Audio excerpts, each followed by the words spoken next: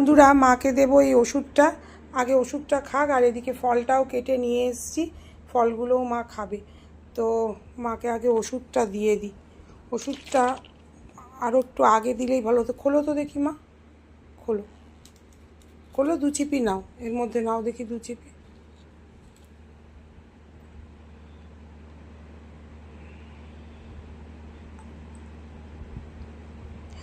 ব্যাপারটা হচ্ছে যে মার যে ভেতরে প্রবলেমগুলো রয়েছে, এত মেডিসিন দিতে হচ্ছে, এবং সেই মেডিসিনগুলো এক এক সময় হচ্ছে কি মাঝে মাঝে আউট হয়ে যাচ্ছে মাথা থেকে, সেটাই সমস্যা হয়ে যাচ্ছে।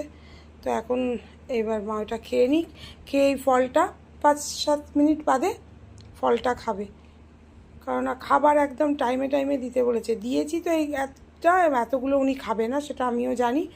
তো যেটুকু মানে খেতে হবে, কিন্তু মা যতটা পারবে খাবে, ভাত রুটিতে বেশি না খেলেও চলবে।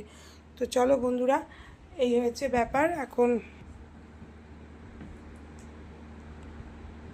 এই হচ্ছে ব্যাপার, বুঝেছো? ভিডিওটা পজ করতে গিয়ে একটু হয়ে গেছিলো। তো যাই হোক, এখন আমি এটাই করছি।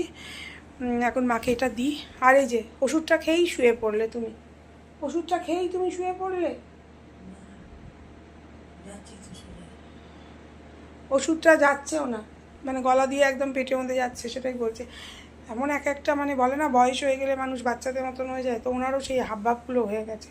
তো ওই ফলটা মা খেয়ে নেবে, তারপর একটু রেস্ট নিক, তারপর আবার খাওয়া দাওয়া করবে।